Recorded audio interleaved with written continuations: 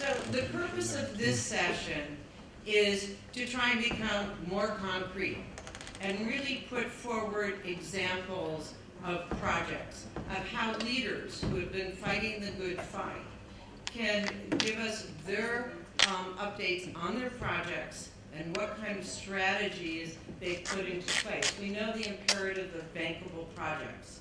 So what we're going to do is jump into this. I'm not going to introduce everyone. I'm just going to start project by project and ask you to discuss how you have faced the challenge of early stage development, where you are, how you dealt with procurement, to give us a sense of the cost of your project and the projected investment value, how you deal with the imperatives of having a strong project team, their experience. So let's open it immediately to questions. We're behind schedule. I know everyone's hungry. So what would people like to put forward? Questions, comments? Yes, question here. Please identify yourself. My name is Tandy Globo. I run a company that's involved in infrastructure development in South Africa.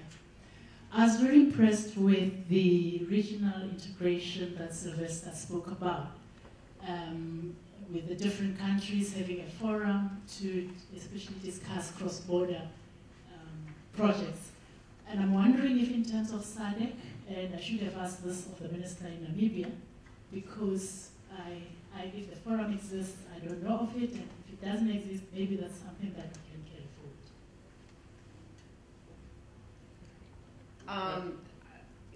You want to do a follow-up? Yes.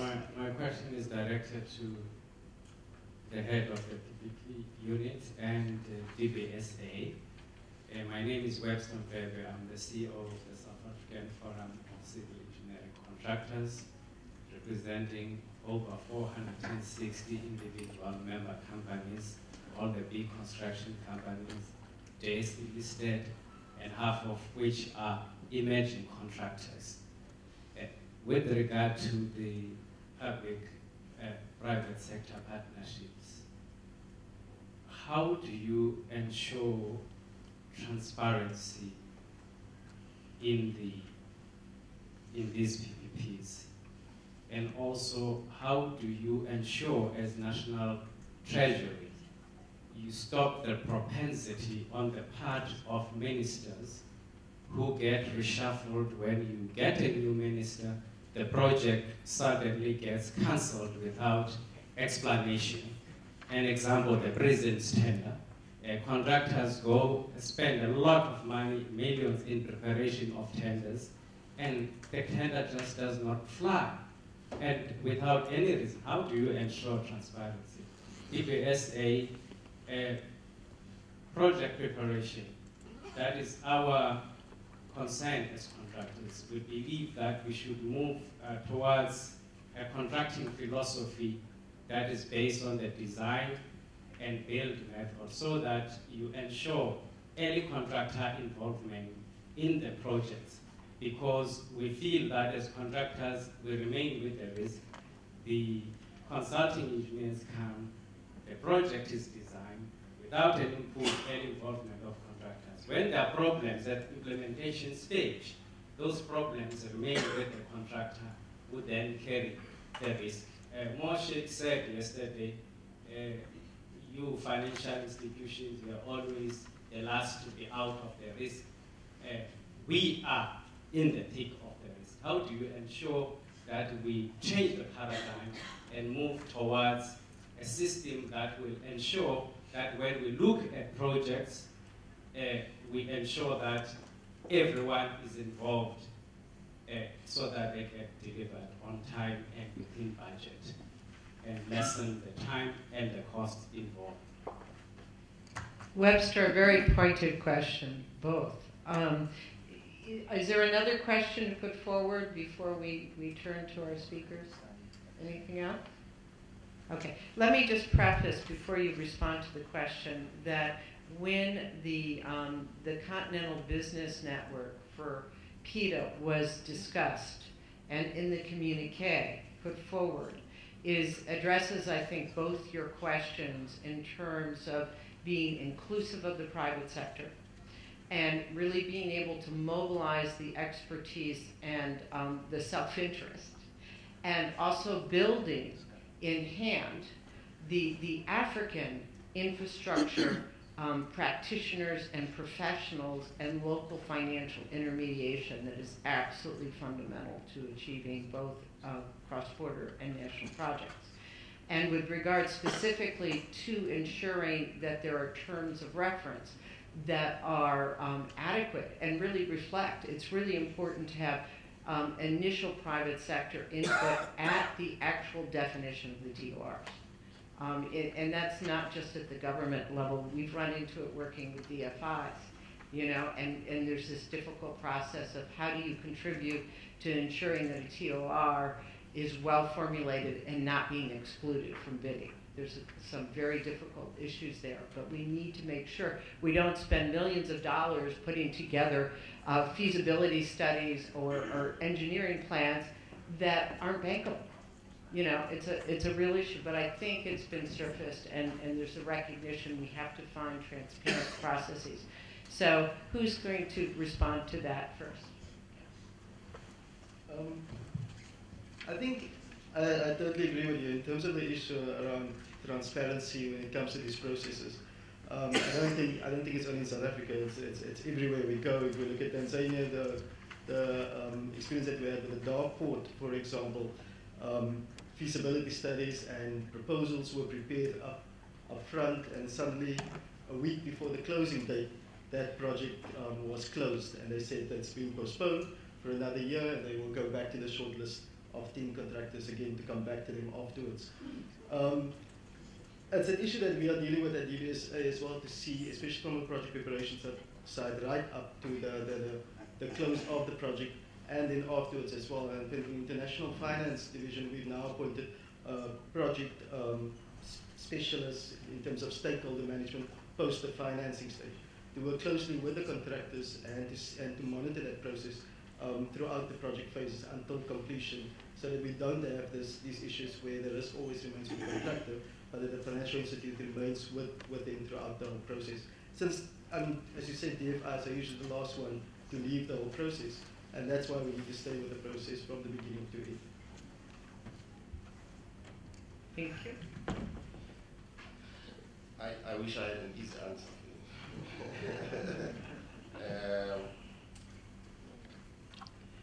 I mean, suffice to say that, you know, as technical people, we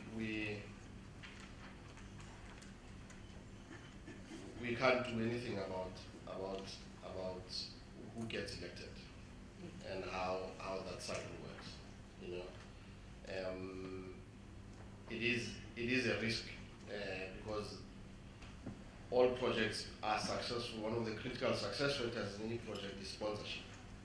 Right? If projects are sponsored at the right level, there's no problem. There's a level of success. So it's a risk that we live with as well. That if there's a change in leadership and there's a change in sponsorship, that affects the process. And unfortunately, that sits within the purview of the executive, which we can't control. Suffice to say that at a technical level, we can try and anticipate and try and plan the project so that they get started and get completed within a purported cycle of sponsorship, so that we manage that risk. That's what we can do on the technical side. To say, if there's a leadership and there's an executive intent, we try and finish and start the project and finish it well, everything is still stable, to avoid that risk, so that if somebody else new comes, then they don't have the opportunity to interfere or to imprint their ideas on top of that. So that's one issue. But I think it also talks to a broader issue around the projects and the infrastructure projects being part of a democratic contest. You know, that we should also, as investors and as other people, impress upon the leadership the importance of these things and the problems with making such decisions. You know, because sometimes when there's not enough noise, the trade-offs are not appreciated. You You know, so it's only when we make noise as professional people, as investors and everything, that points out to the trade-off. Because all the time, politicians, they always make decisions on the trade-off. There's never one winner. So it's always balancing to say, well, who loses and who wins at some stage. And if we elevate our voices to that level where people are aware of the consequences of such decisions, then it becomes a thing. And I mean, obviously the other third element is will be to try and create a discipline by financial means, where we then say, well, if it's an unfair decision, you know, to the extent that it's unfair, to the extent that people have already invested time, there should be a mechanism to compensate for that. Yes. You know, there should be a mechanism to compensate for that, because then recognizing the right of the thing. So I think you can deal with the problem at various levels to obviate the impact, but I don't think you can ever have a situation where we can take the power away from the executive to make those kinds of decisions whenever they feel like they need to make them. You know, can I just interject here? You know, one of the points that came up yesterday, and I think embedded in this whole thing, is how can we, the fact is, if we're going to deliver on the political needs, these projects need to be bankable. So two thoughts. One is, yesterday we talked a lot about standardization, best practices, and in fact Bruno brought up the point of PPAs. Well, the same is also true for terms of reference and the kind of criteria. So one thought is, let's bring the discipline of best practices to the different government entities that are accountable for procurement, number one. And two, what we've also talked about, and what I think you just referred to, which is when we start a project inception and we have as partners the private sector as well as development partners, that will also bring the transparency and the technical criteria, because we have to, as you said, we have to prioritize the technical. We have to, if we're going to actually bring in the private sector and development partners, you know, so if we can do these two things, maybe we can make the noise that's needed. And I hope that these new processes, I see that Kutokala would like to make a comment, and then we're gonna wrap up with any additional final statements from people. Thank you. No, thanks a lot. I'd like to thank Webster for that question, because oftentimes we experience the same problems, the issue of transparency. You know, there will be those institutions or companies that would like to approach government institutions or government departments directly and want that to do that through unsolicited bids, and they would like that to be concluded. And that in itself sometimes compromises this concept of transparency. So I'm glad that you are representing a number of contractors, so that you can try to encourage them, while they are competitors, to make sure that they also on their part promote this concept of transparency, and also help the governments, because governments will be attracted by the good stories that they bring in terms of the benefits, but at the end of the day, others will complain. So I think it's a two-way process that both parties have to do their best to promote. Okay, we have a final comment from the Minister of Kenya.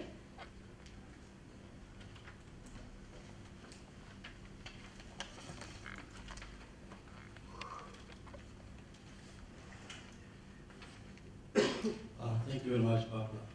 I think my point is just add on to that issue about transparency.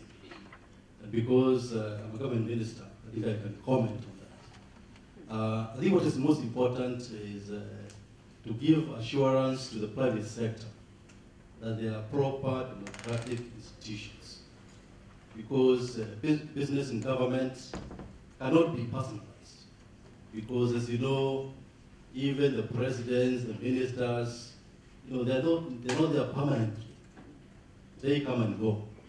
And some of these projects transcend more than 5 years, some more than 10 years. And so I think the private sector, especially the long-term investors, coming in, what they are looking for is a country with stable and dependable democratic institutions. And what that means is that if, say, me as a Minister for Transport and Infrastructure from Kenya, if I initiate a project and then the next government are not there, that project is assured of progress. Because whether Mashari will be there next time or not doesn't really matter. The same with the government, because a government has got oversight institutions and parliament. If, say, a government is defeated in an election, like it happened in Nigeria, for example, there's a parliament which is overseeing, that government, and that parliament continues. And so that assurance that there are democratic institutions, there is a cabinet itself which will be approving the deal. There will be a parliament which will be overseeing the implementation of that project. There will be judiciary which will be there to protect the interests. I think that goes more than enough to protect or to mitigate the kind of anxiety which investors should be having. And I think that's the most important thing, because if there's assurance of democratic institutions, then the issue of transparency or lack of it falls away. I thank you for that intervention, and I really think, again, I applaud everyone for being so honest on the issues and the mechanisms that are being put forward. We have an agenda. We have leaders that are putting forward the right concepts and the like, but the machinery that is in place needs to be strengthened, and the connections. And I please ask you to join me in thanking our speakers for their leadership and their hard work. Doing business in Africa, you can't afford to be without Africa Investor.